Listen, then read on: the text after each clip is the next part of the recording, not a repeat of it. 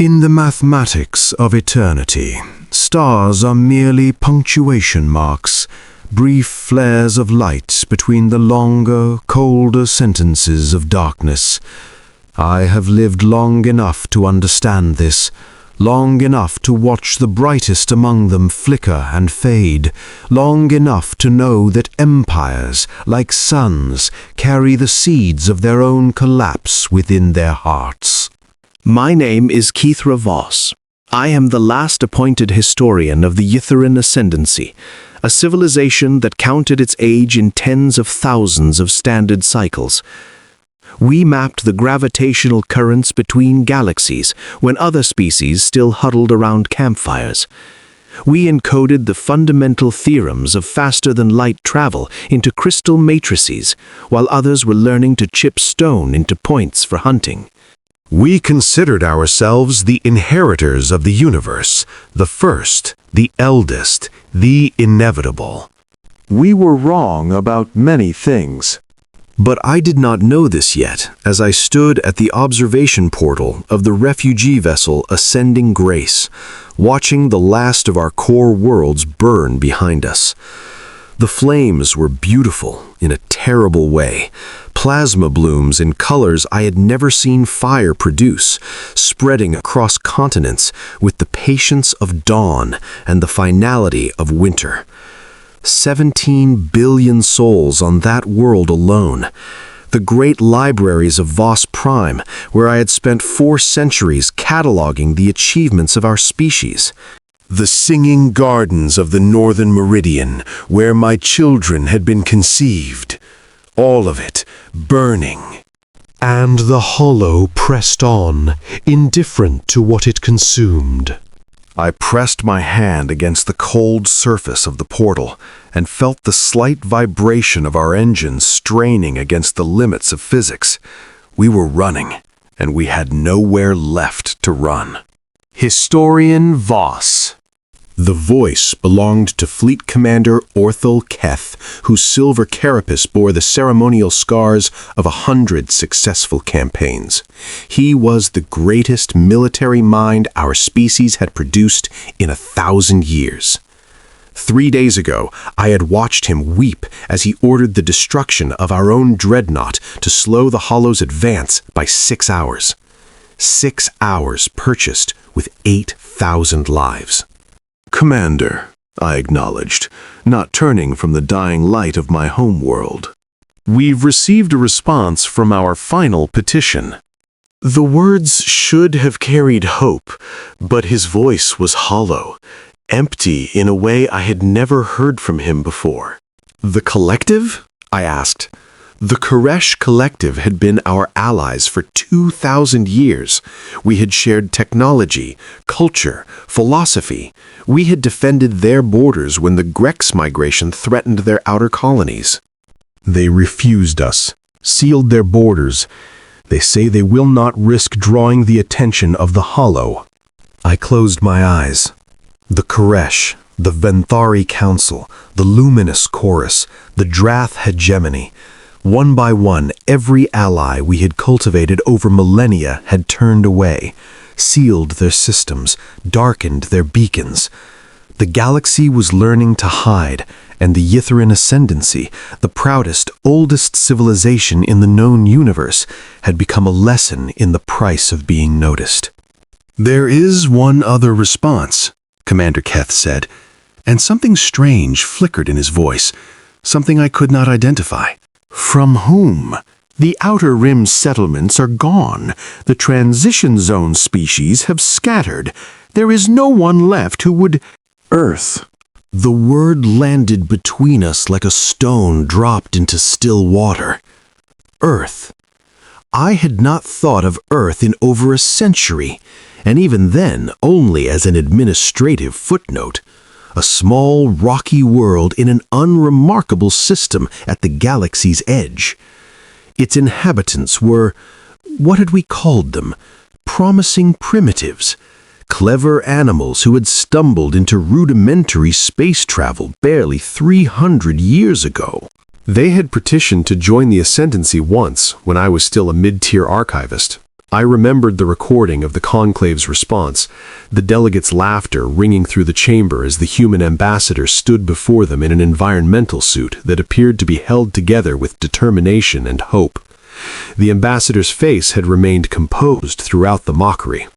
I remembered thinking at the time that the creature had remarkable self-control for something so evolutionarily young. We had declined their petition, of course, unanimously, with amusement.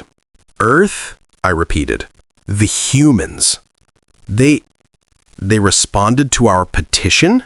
They did not merely respond, Commander Kath said. They have invited us. They are offering sanctuary. I turned from the portal to face him directly, trying to read his expression. The Etherean face is not given to extensive emotional display. We communicate much through scent and subtle shifts in our carapace coloration. But I could see something there that I had not expected. Uncertainty.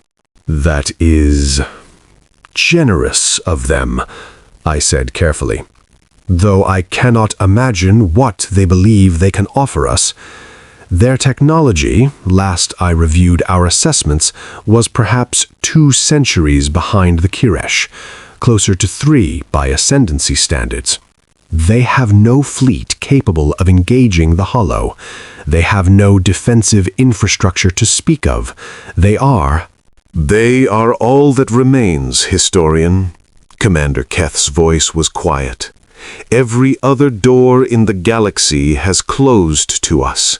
The Hollow consumes 12 systems per cycle and accelerates with each conquest. Our remaining fleet numbers 47 vessels, carrying the last 3 million of our people. We have perhaps 6 cycles before we are found again. 6 cycles, less than a month by Earth's reckoning. I turned back to the portal. My homeworld was an ember now, barely visible against the infinite black. 17 billion lives. The libraries, the gardens, my children's laughter echoing in rooms that no longer existed. Set course for Earth, I said. And so the last of the Itherian ascendancy fled toward the primitive world we had laughed at, begging for shelter from the species we had dismissed as clever animals. The universe, I have learned, has a bitter sense of humor. The journey to Earth took 11 cycles, nearly twice our projected timeline, because we were forced to navigate around 3 systems that had already fallen to the Hollow. I spent most of that time reviewing our historical archives on humanity, trying to understand what we were sailing toward. The records were sparse and dismissive. Humans had achieved faster-than-light travel approximately 3 centuries prior through what our scientists had described as an inelegant brute force solution to the mathematical barriers involved. Where we had spent millennia developing the refined elegance of crystalline fold drives, humans had simply pushed harder, built bigger engines, burned more fuel. It was unsophisticated, wasteful, and by every measure of proper engineering, it should not have worked. But it had worked. They had colonized a handful of nearby systems, established trade relations with a few outer rim species of similarly modest development, and then, strangely, seemed to stop expanding. Our analysts at the time had concluded that humans had reached the natural limits of their capabilities. They were a flash species, we decided, brief candles that burned brightly and then faded. The galaxy was full of such examples. I found the recording of their petition to join the Ascendancy and watched it again. The human ambassador, a female, I learned, though their species' sexual dimorphism was subtle by our standards, had stood before the conclave with remarkable patience as the delegates discussed her species as if she were not in the room. Their biology is inefficient, one delegate had observed. 2 separate respiratory and circulatory systems that constantly compete for resources. They require unconsciousness for a third of their existence. They are fragile beyond reason. Their bodies fail in vacuum, in temperature extremes, in the presence of common radiation types. And yet they reached space, another had noted. Many species reach space. Most do not last. The universe is not kind to the fragile. I watched the human ambassador's face as this judgment was delivered. Her expression did not change, but something in her eyes, something I had not noticed before, caught my attention. There was no submission there, no pleading, just observation, as if she were cataloging us for her own records, drawing her own conclusions. When the laughter had finally died down and the formal rejection was delivered, she had simply nodded, thanked the conclave for their time, and left without argument. 300 years ago, we had not thought of them since. And now we were begging them for help. Historian Voss. Commander Keth's voice came through my quarters communication system. We are approaching the Sol system. There is... You should come to the bridge. Something in his tone made my circulation quicken. I set aside the archived recording and made my way through the crowded corridors of the Ascending Grace. Our vessels were designed for crews of perhaps 100. We carried nearly 40,000 refugees each. The air was thick with the scent of exhausted bodies and quiet despair. Families huddled in cargo holds. Children, too young to understand why their worlds were gone, asked questions their parents could not answer. When I reached the bridge, I understood immediately why Commander Keth had summoned me. The observation screens showed what should have been an unremarkable yellow star, surrounded by a handful of rocky and gaseous planets.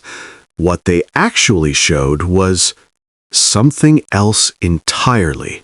There were structures in the space around Earth's star. Not satellites or stations, we had those ourselves. These were different. They stretched across distances that should have been impossible, gossamer filaments of engineered matter catching the starlight and redirecting it with obvious purpose. Some were clearly harvesting energy. Others appeared to be listening. Vast arrays pointed outward toward the deeper darkness with a patience that made my carapace shiver. When was our last survey of this system? I asked quietly. 142 cycles ago, Commander Keth replied. There was nothing here. A few primitive orbital platforms, basic resource extraction on their 4th planet. Nothing of significance. And now? And now I do not understand what I am seeing. Neither did I. The scale of construction around the human star was... It should have been impossible. The Ascendancy, at the height of our power, could not have built such infrastructure in a century and a half. We would have needed millennia. We would have needed resources beyond imagining. Yet here it was. As we watched, one of the listening arrays shifted its orientation, slowly, deliberately, with a precision that suggested tremendous mass being moved with tremendous care. It was pointing at us now. "We are being scanned," the sensor officer reported. "I am unable to determine the nature of the scanning technology. It does not match any known profiles." A moment later, our communication system activated, and a voice spoke in flawless Ytharan. "Ascending Grace, this is Sol System Traffic Control. You are expected. Please maintain your current heading and reduce velocity to 1/10 standard. Escort vessels will join you at the outer marker. On behalf of Earth and her colonies, welcome. We are glad you made it." I exchanged a glance with Commander Keth. His expression matched what I was feeling, a mixture of relief and something that might have been the beginning of fear.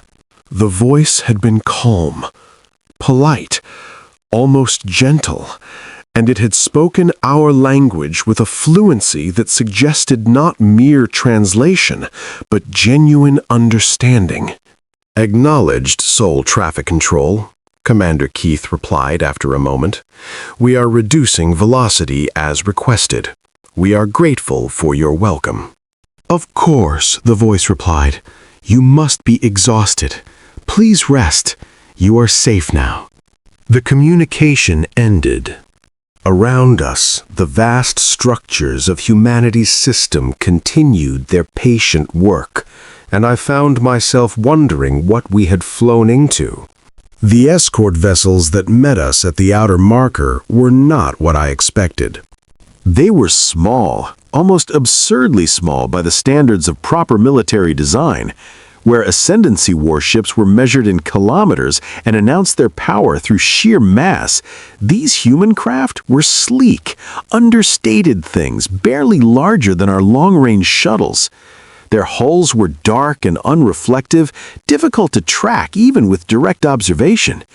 They moved with a fluidity that suggested they were not bound by the conventional relationships between mass and inertia. "I am reading no weapons signatures," the tactical officer reported.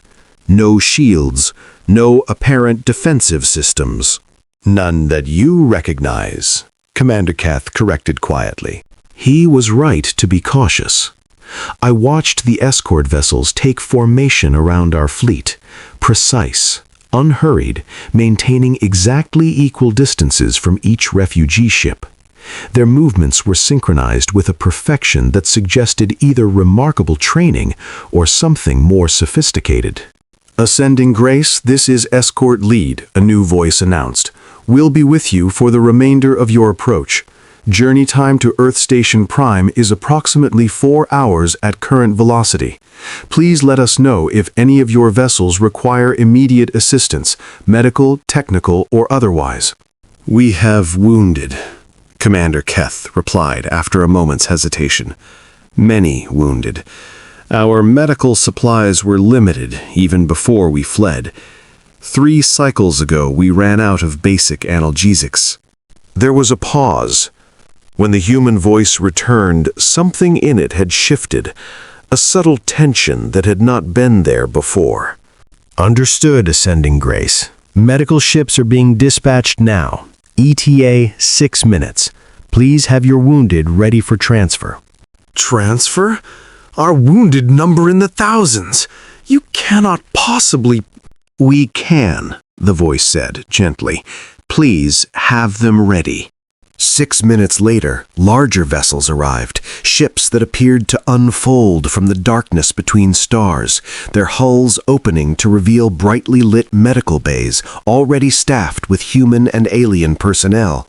They moved through our refugee fleet with an efficiency that bordered on frightening, docking with vessels, deploying teams, beginning treatment before we had finished compiling casualty lists. I watched through a monitoring feed as a human medical team boarded our ship. They were smaller than I had expected. Most humans barely reached my chest, but they moved with a controlled energy that made them seem larger. Their leader, a female with dark skin and close-cropped hair, paused at the airlock and looked directly at the monitoring sensor. "Historian Voss?" she asked. "My name is Dr. Sarah Chen. I understand you are the senior official aboard. With your permission, we would like to begin treating your people." I had not told them my name. I had not told them I was aboard this particular vessel, yet she knew both. "You have my permission," I heard myself say, "and my gratitude." Dr. Chen nodded once, something that might have been a smile flickering across her features, and then her team was moving. Purposeful, silent, splitting into smaller groups that seemed to know exactly where to go. Within an hour, they had treated more patients than our own physicians had managed in 3 cycles. I found myself standing at the entrance to our main cargo hold, where families huddled on makeshift bedding, watching a human medical technician crouch beside an elderly Ythuran female who had not spoken since we fled Voss Prime. The technician was young, barely adult by human standards if I understood their maturation correctly, and he was holding the old woman's hand. He was not treating her injuries. He was simply sitting with her, speaking quietly, his free hand resting on a translation device that converted his words into our language. "I know," he was saying. "I know it hurts. I know you've lost everything that mattered. But you're not alone now. You're not going to be alone again. We've got you." The old woman, she had been a teacher, I remembered, from one of our most prestigious academies, looked at the young human with eyes that had seen too much, and slowly, carefully, she leaned her head against his shoulder and began to weep. The young human held her without hesitation, as if he had done this 1,000 times before, and perhaps he had. I realized I knew nothing of what humanity had experienced in the centuries since we dismissed them, nothing of what had shaped them, nothing of what they had endured. "Dr. Chen," I said, approaching her as she supervised a surgical procedure on a Yatheran child who had been injured in the final evacuation, "may I ask you something?" She did not look up from her work. She was assisting with something that required steady hands and complete focus, but she nodded. "Ask. Why are you helping us?" Her hands paused for just a moment. Then they resumed their work, precise and unhurried. "Why wouldn't we?" "We rejected you. When you asked to join the Ascendancy, we laughed at your petition. We called you primitives. We called you clever animals." "I know." "You know, we have recordings. Your conclave broadcast the proceedings. It was quite public." She completed whatever she was doing and stepped back, allowing another member of her team to take over. For the first time, she looked at me directly. Her eyes were dark and calm and held something I could not identify. "We remember, Historian Voss. We remember everything." A chill ran through me that had nothing to do with temperature. "And yet you help us." "Yes. Why?" Dr. Chen was quiet for a long moment. Around us, her team continued their work, saving lives, easing suffering, treating injuries with technology that I was beginning to realize we did not understand at all. "Do you know the story of how we reached space?" she asked finally. "Your historical records indicate a gradual development of propulsion technology, followed by initial colonization of your system's fourth planet, followed by—" "No," she said, "not the technical history, the human history." I hesitated. "I am not sure I understand the distinction." "I know you don't." She smiled, and it was not a hostile expression, but it was not warm either. It was something else, something tired and sad and patient beyond measure. We reached space by dying, by failing, by trying and being wrong and losing everything and trying again anyway. We crawled out of our gravity well on the corpses of our failures, historian. Every kilometer of the journey was paid for in blood and grief. All species face challenges in their development. Not like us. We didn't have the elegant mathematics you developed over millennia. We didn't have the crystalline computing matrices or the refined energy systems.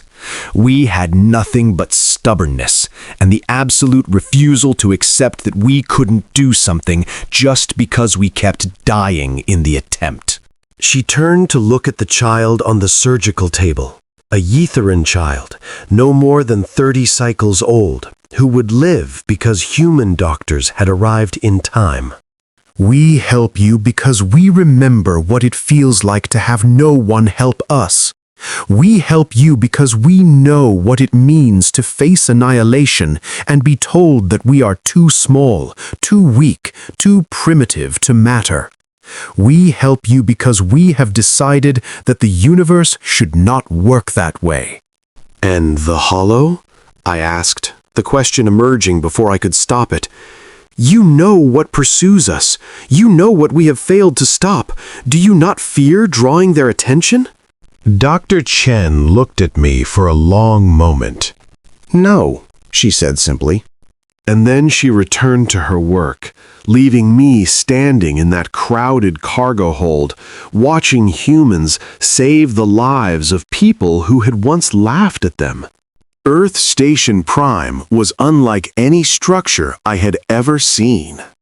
It was not a station in the conventional sense, not a rotating habitat or an orbital platform. It was a ring, vast beyond comprehension, encircling the planet itself at a distance that should have been impossible to maintain.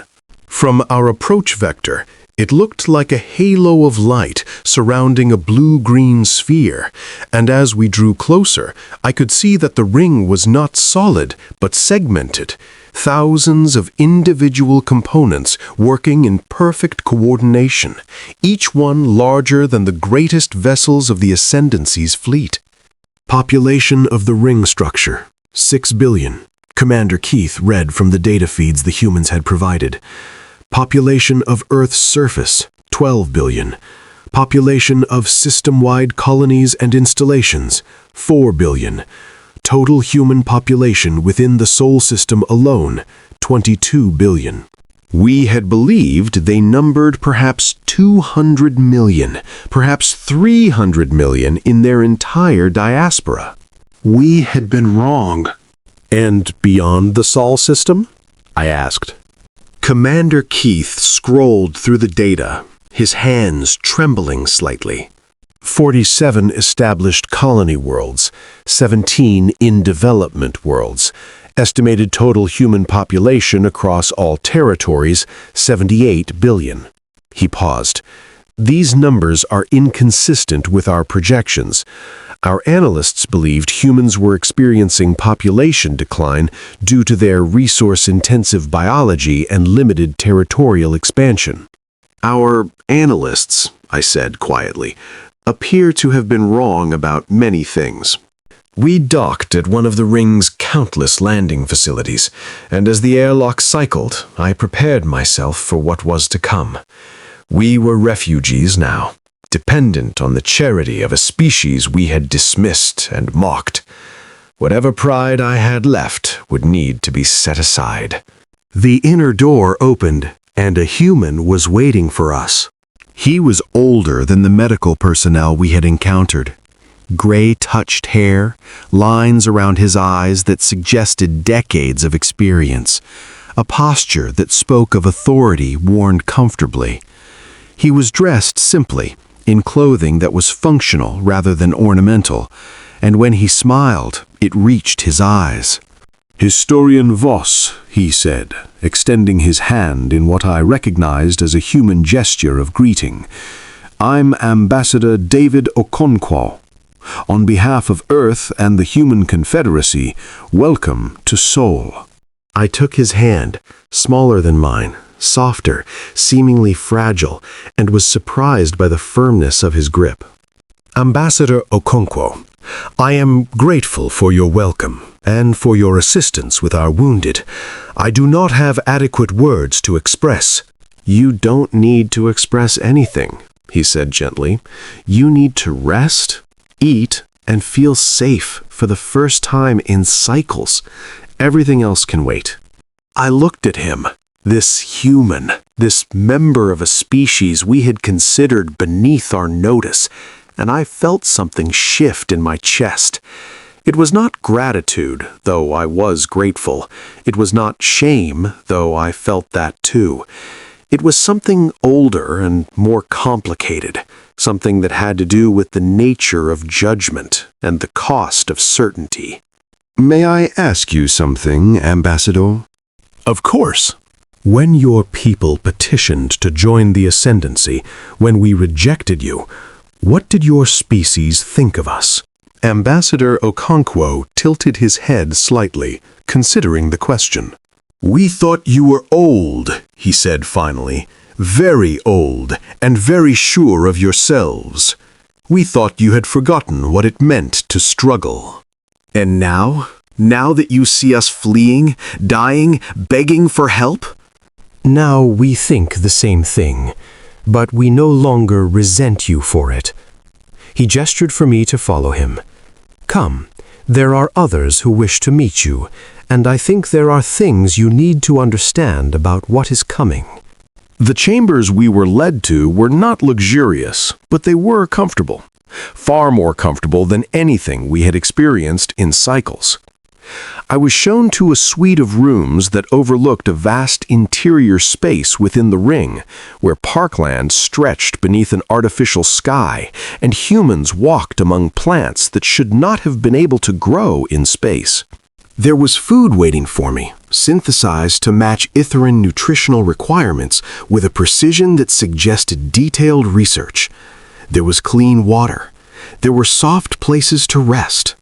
And there was a message, delivered through a communication terminal, informing me that the ruling council of the Human Confederacy requested my presence at a meeting the following day. I did not sleep. I could not. Instead, I stood at the window of my quarters and watched the artificial sun rise over the artificial landscape, and I tried to understand what I was seeing.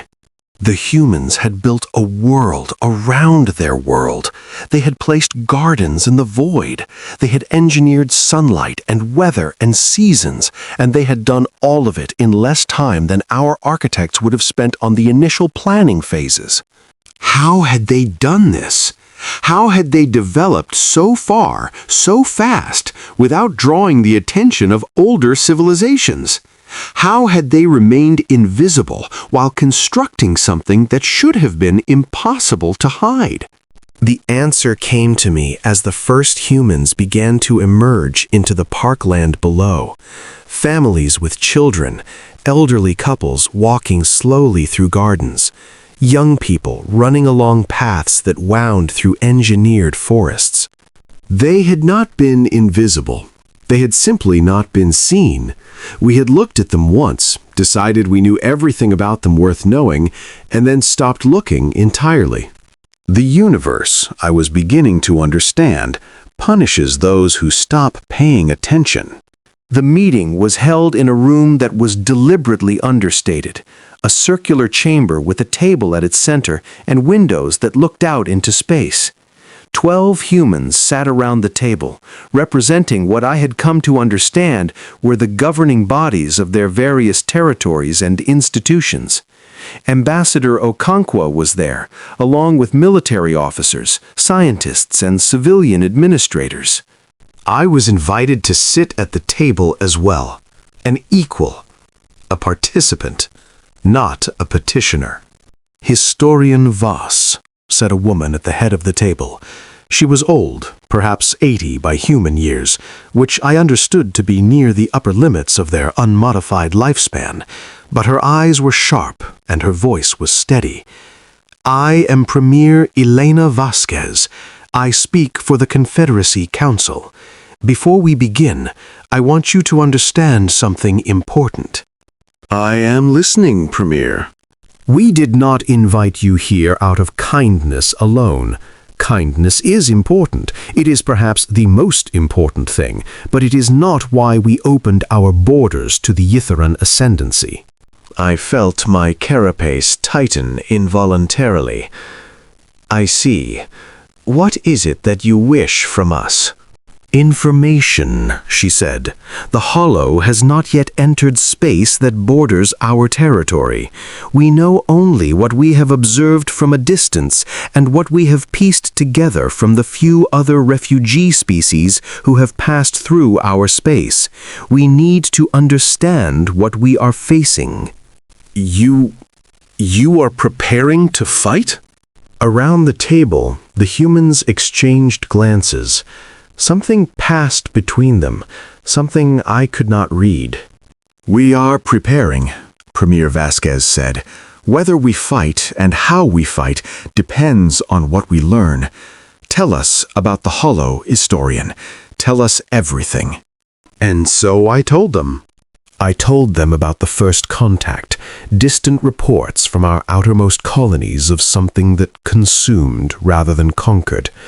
I told them about the initial response, fleets dispatched with confidence, certainties expressed by admirals and scientists alike, that whatever this new threat was, the Ascendancy would handle it as we had handled every challenge for 10,000 years. I told them about the silence that followed, entire fleets that simply stopped transmitting, worlds that went dark without warning, populations that vanished without trace. I told them about our attempts at communication. The hollow did not negotiate, did not threaten, did not explain. It simply moved through space, absorbing everything it touched: biological matter, artificial constructs, energy fields, information itself.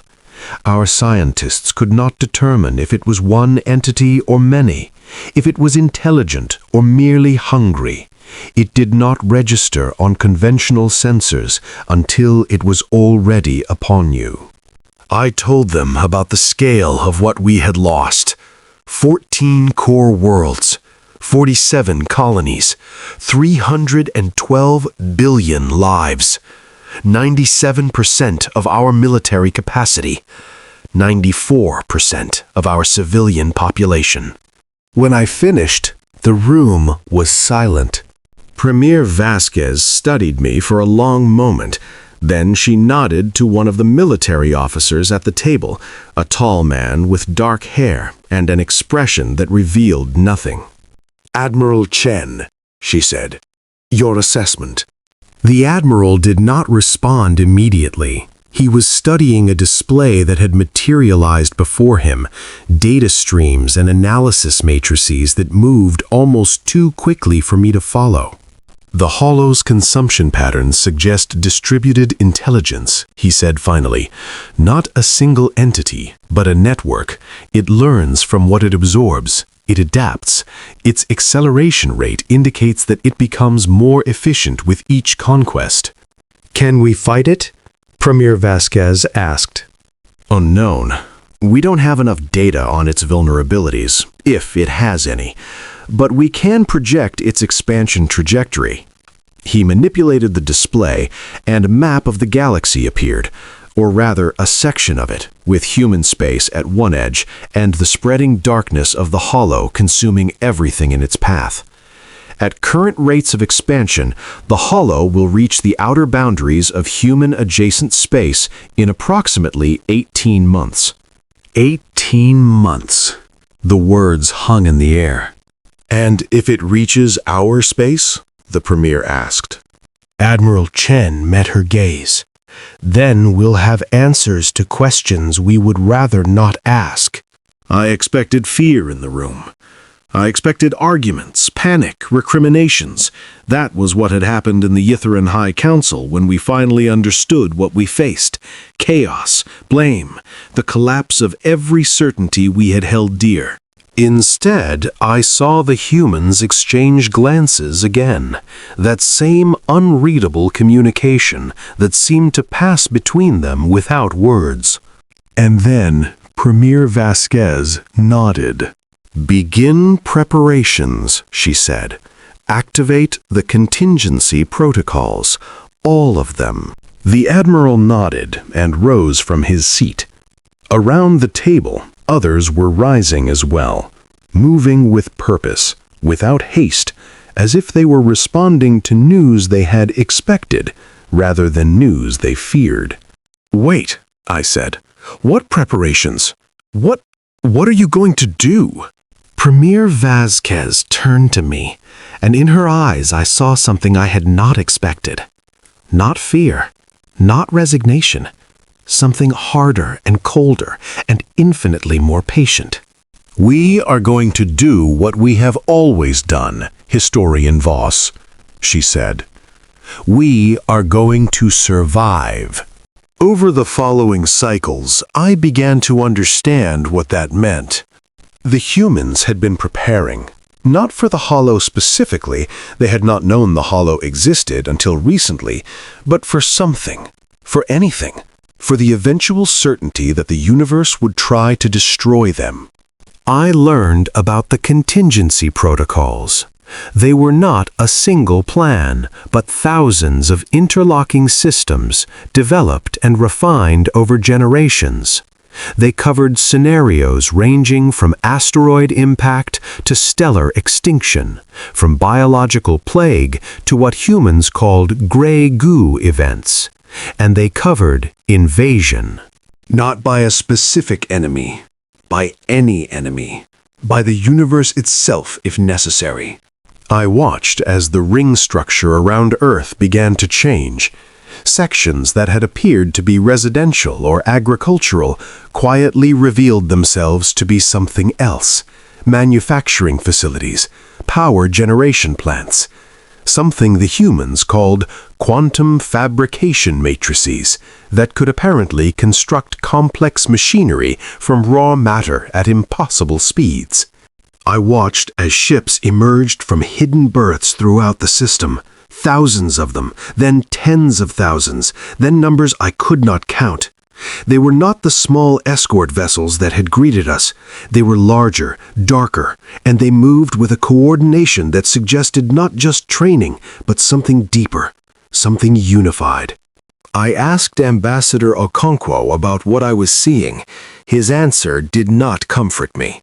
We learned, he said, that the universe does not care about fairness. It does not care about justice or right or deserving. It will crush you simply because you exist in the path of something larger. So we decided that if we could not rely on the universe to be fair, we would have to be strong enough that fairness did not matter. How strong? I asked. He looked at me for a long moment. Then he smiled, that strange human expression that could mean so many things, and said, "Strong enough." 112 days after our arrival, the Hollow reached the outer boundary of human-adjacent space. A species called the Methrani had occupied 3 systems along that boundary. Aquatic beings who had developed modest spacefaring capabilities and maintained cordial, if distant, relations with humanity. I had not known of their existence until the day they ceased to exist.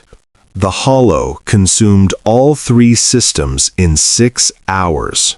I was on the bridge of a human observation vessel when it happened, one of many craft that had positioned themselves along the expanding perimeter of the darkness, watching, recording, transmitting data back to the Sol system. Commander Keth was with me, along with a handful of other Ytheran survivors who had been invited to observe. The captain of the vessel was a young woman named Lieutenant Commander Jessica Torres. She had been unfailingly polite to us since we came aboard, but there was something in her manner that I had not been able to identify until now. It was patience, the same terrible patience I had seen in Dr. Chen and Ambassador Okonkwo and Premier Vasquez, the patience of someone who was waiting for something inevitable. 3 systems, Commander Keth said, watching the sensor displays as the Hollow's influence spread. 40 million Methrani. And we are sitting here, watching. Yes, Lieutenant Commander Torres said. You could not save them? We could have tried. We could have evacuated some of them perhaps, slowed the Hollow's advance by a few hours, maybe a day. She did not look away from her displays. And then the Hollow would have learned about us sooner, would have come for us before we were ready. So you let them die? Yes. Commander Keth made a sound of disgust, a cultural expression that translated roughly to contempt for moral failure. And this is your famous human compassion, your kindness that Dr. Chen spoke of? Lieutenant Commander Torres finally turned to face him. Her expression was unreadable, but something in her eyes had changed. My grandmother survived the Bengal famine, she said quietly. My grandfather survived the soul burning. My great-great-grandmother survived the long night in the western reaches, when the colony ships we sent to Alpha Centauri were lost for 40 years with limited supplies and no hope of rescue. 50,000 people started that journey. 800 lived to see its end. She turned back to her displays. We know about sacrifice, Commander Keth. We know about watching people die because you cannot save everyone and you have to choose. We know about living with the guilt afterward and carrying it with you always and doing what must be done anyway. Her voice was steady, almost gentle. The Methrani are dead. Nothing can change that. But their deaths have given us information, and that information may save billions of other lives. That is not kindness, Commander. That is war. I watched the darkness consume the last of the Methrani systems, and I understood something I had not understood before. We had thought humans were weak because they were soft, because they valued compassion and connection and helping strangers who had once laughed at them. We had not understood that these things were not weaknesses. They were the armor that allowed humans to do terrible things and remain themselves afterward. The Hollow reached the edge of human space 17 days later. I was back on Earth Station Prime when it happened, in a command center I had not known existed until Admiral Chen invited me to observe. The room was vast and quiet, and filled with displays that showed a region of space encompassing hundreds of light years. At the center of it all, the Sol system glowed like a small, warm light in an ocean of darkness. And at the edge of that ocean, the Hollow was coming. 18 hours until first contact, an analyst reported. The Hollow is advancing along predicted vectors, no deviation from projected behavior. Fleet status? Admiral Chen asked. All contingency assets are in position. Final systems checks are complete. We are ready. I looked at the displays, trying to count the markers that represented human ships. I stopped when I reached 10,000. There were more. Many more. How many vessels do you have? I asked. Admiral Chen glanced at me. In this theater? Approximately 47,000. System-wide, considerably more. 47,000. The number was staggering. The Ascendancy at its height had maintained perhaps 3,000 military vessels. The Hollow had destroyed most of them without slowing. And you believe this will be enough? No, Admiral Chen said. Enough would require certainty, and we do not have certainty. We have calculation. We have preparation. We have everything we could possibly build and train and prepare in the time available. He turned to face me fully. We have done everything in our power to be ready for this moment, Historian Voss. Whether it is enough will be determined by the universe, not by our beliefs. An alarm sounded, soft, almost gentle, but it brought the entire room to heightened attention. Contact, the analyst reported. Hollow elements are engaging our outer sensor network. On the displays, I watched as small red markers began to appear at the edge of human space. They multiplied rapidly, dozens, then hundreds, then thousands. The Hollow was not a single entity, it was a swarm. First defense line is engaging. The human ships, those I could track on the display, began to move. They flowed around the Hollow's advance like water around stones, maintaining distance, firing weapons I could not see, but whose effects registered as cascading energy signatures on the sensor displays. The Hollow slowed. Not much. Not for long. But it slowed. They're adapting, the analyst reported. Energy dispersal patterns are changing. They're learning our weapon signatures. As expected, Admiral Chen said. Rotate to secondary configuration. All ships, new weapon frequencies as distributed. The battle shifted. The human ships changed their formations, changed their attacks, changed everything about how they fought. The hollows slowed again, adapted again. This is how you fight it? I asked. Constant adaptation? This is how we survive it, Admiral Chen replied.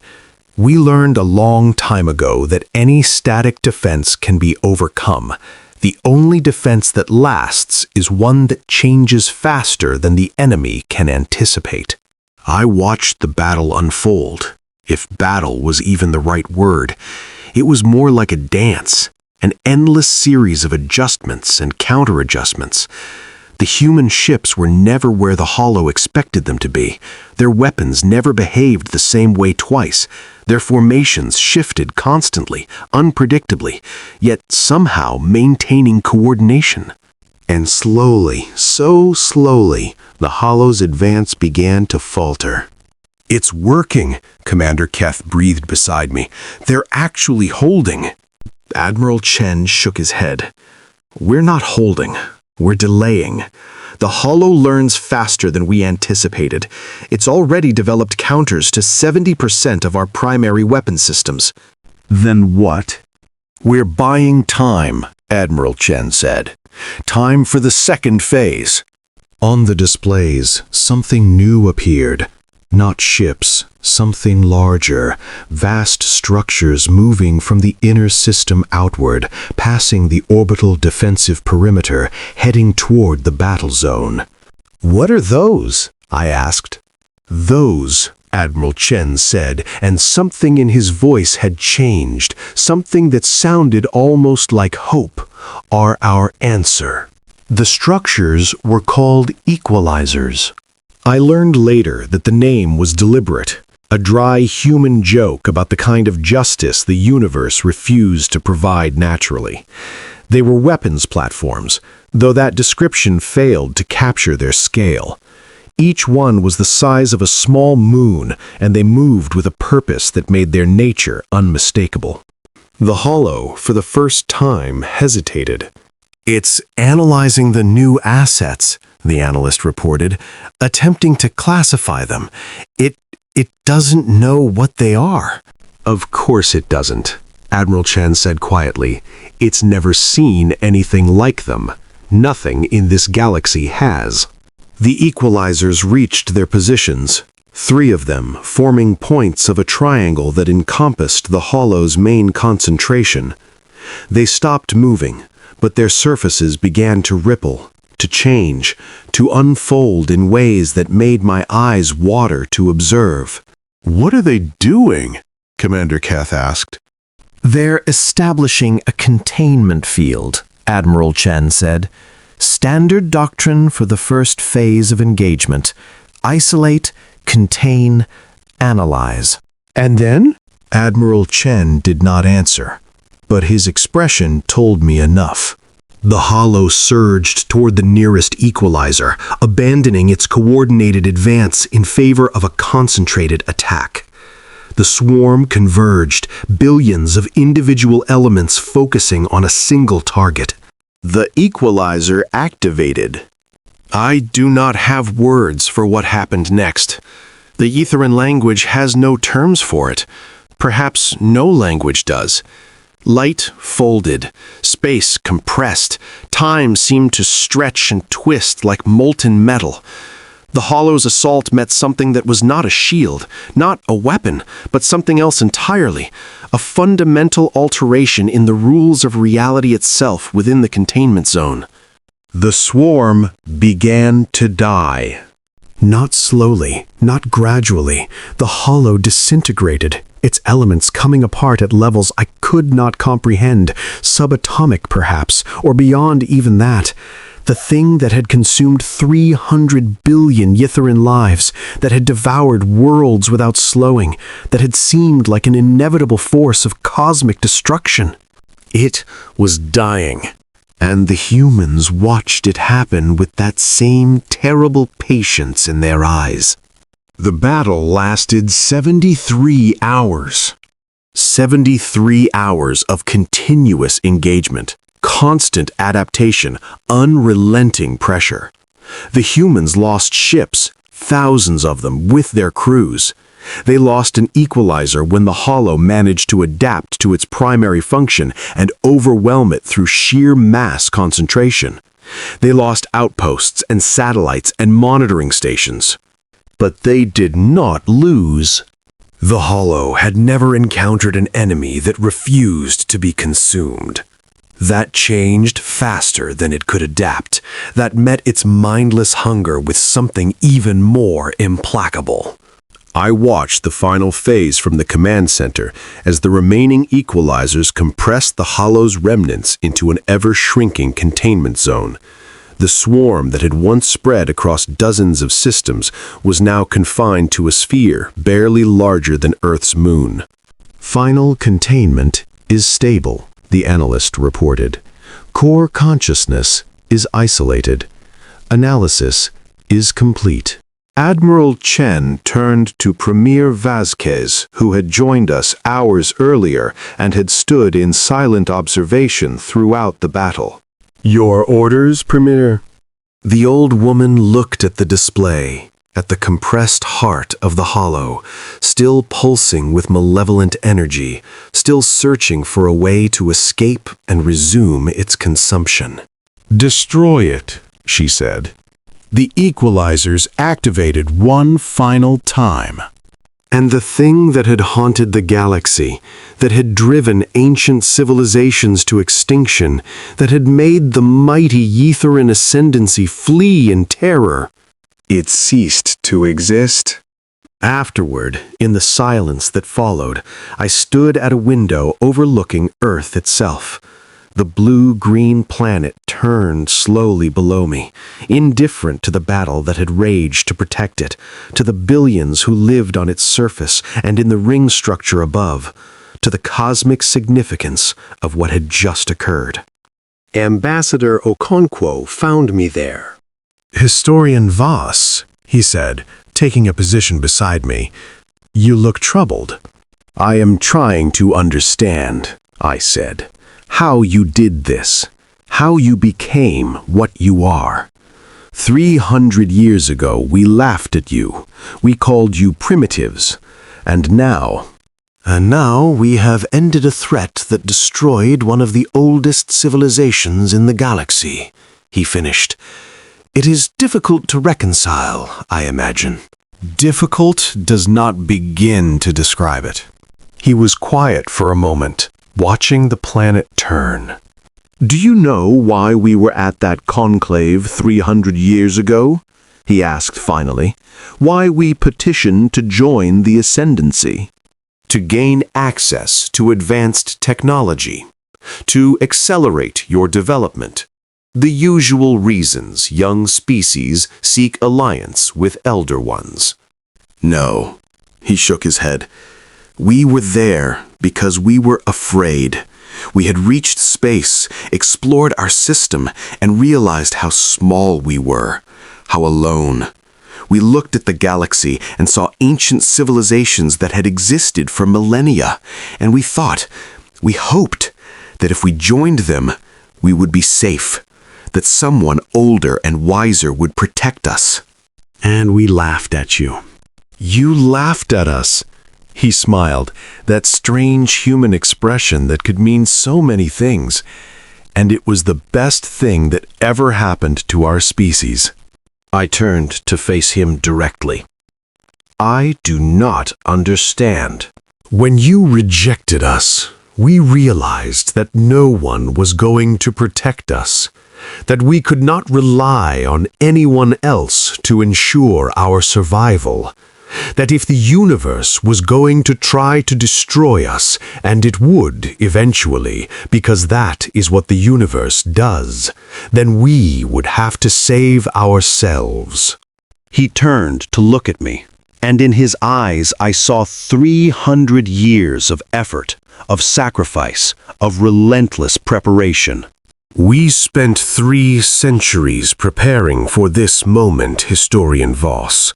We built fleets in secret, developed technologies we never revealed, constructed weapons and defenses and contingency plans for scenarios that had never occurred and might never occur.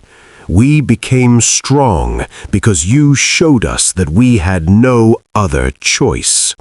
And if the hollow had never come? If you had never needed any of it? Then we would have been prepared for whatever else came instead. The universe is vast and indifferent and full of things that want to kill you. We decided that we would be ready for all of them. I looked back at the planet below, at the small blue-green world that had produced a species that refused to be destroyed. When we laughed at you, I said slowly, we thought we were demonstrating our superiority. We thought we were putting primitives in their place. Yes, but that was not what happened. No. Ambassador Okonkwo placed his hand on my shoulder, a gesture of connection, of shared experience, of something that might have been forgiveness. What happened was that you showed us exactly what we needed to become. You taught us that kindness must be accompanied by strength, that compassion without power is merely suffering with extra steps, that the only way to be safe in this universe is to be too dangerous to destroy. He paused, and when he spoke again, his voice was soft. You laughed at us, Historian Voss, and we decided that no one would ever laugh at us again. 6 months later, the Human Confederacy announced a new initiative, the Galactic Reconstruction Program. They would help any species that had been displaced by the Hollow to reclaim their former territories. They would provide technology, resources, and protection during the transition. They would ask nothing in return. The Kuresh Collective, which had sealed its borders and refused to help the Itheran Ascendancy, was among the first to accept. They had lost nothing. The Hollow had never reached them, but they had watched what happened in human space, and they understood now what they were dealing with. I attended the ceremony where the Kirash ambassador formally requested human assistance. The ambassador spoke eloquently about ancient friendships and shared purpose and the importance of galactic cooperation. And when she finished, Premier Vasquez smiled and said simply, "We remember you." The Kuresh ambassador's face went pale. "We remember that you sealed your borders when the Ascendancy begged for help," the Premier continued, her voice gentle but carrying to every corner of the chamber. "We remember that you chose to hide rather than stand with those who had defended you for 2,000 years. We remember everything." A long silence stretched through the chamber. "And yet we will help you anyway," Premier Vasquez said, "because that is who we are. Because kindness is not something we reserve for those who have earned it. Because we believe, we have always believed, that the universe should be better than it is, and we are willing to work to make it so." She leaned forward slightly, and her eyes were hard as stone. "But we will also remember, and you would be wise to remember that we remember." The Kuresh ambassador bowed deeply and said nothing. The reconstruction of the Itheran Ascendancy took decades. We would never be what we were. 300 billion lives cannot be replaced, and the cultural knowledge lost with them can never be recovered. But we were not extinct. We were not consumed. We existed, and we had time to rebuild. I spent much of that time among humans, learning their history, their culture, their way of seeing the universe. I wrote extensively about what I observed, hoping that some record would survive to help future generations understand what had happened here. But I never found a way to fully explain them. How do you describe a species that endured everything the universe threw at them and emerged stronger each time? How do you explain a people who valued compassion so deeply that they would save those who had scorned them, yet were capable of such terrible violence when cornered? How do you capture the paradox of a civilization built equally on kindness and preparation for war? The closest I ever came was in a conversation with Dr. Sarah Chen, years after the Hollow's destruction. She had retired from medicine and was teaching now, training the next generation of healers for a galaxy that desperately needed them. What makes you what you are? I asked her. We have studied you for decades now. We understand your history, your biology, your culture, but something is still missing. Something that explains why you, specifically you, became this. She thought about it for a long time.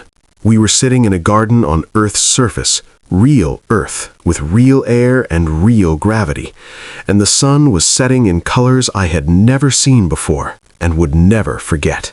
We are what we are, she said finally, because we had to be. Because we lived on a world that tried to kill us every day, through weather, through disease, through predators, through each other. Because we evolved not despite struggle, but because of it. Because suffering is encoded in our bones, and fighting back is encoded in our souls. She picked a flower from the garden, a small thing with blue petals, and studied it. We are kind because we know what it means to suffer. We are strong because we know that kindness without strength is meaningless. We are terrifying because we have decided that nothing in this universe will ever make us suffer again. She looked at me, and in her eyes I saw 300 years of history, 300 billion lost lives, an eternity of struggle that had produced this moment.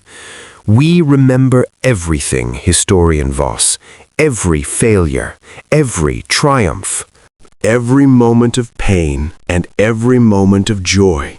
We carry it all with us, always, and we use it to make sure that tomorrow is better than yesterday. She placed the flower in my hand. That is what makes us human. That is what makes us dangerous. That is what makes us the ones who survived when so many others did not.